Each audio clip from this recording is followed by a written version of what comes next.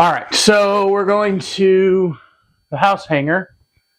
It is the day before Thanksgiving, and we're gonna go out and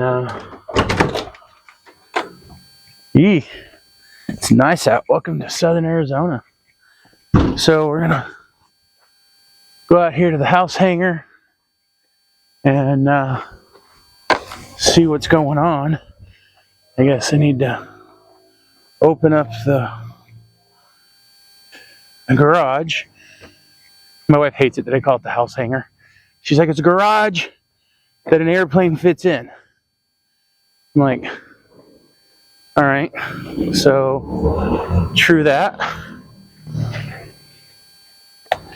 And it is a garage that an airplane fits in. So let's get the slingshot out of the way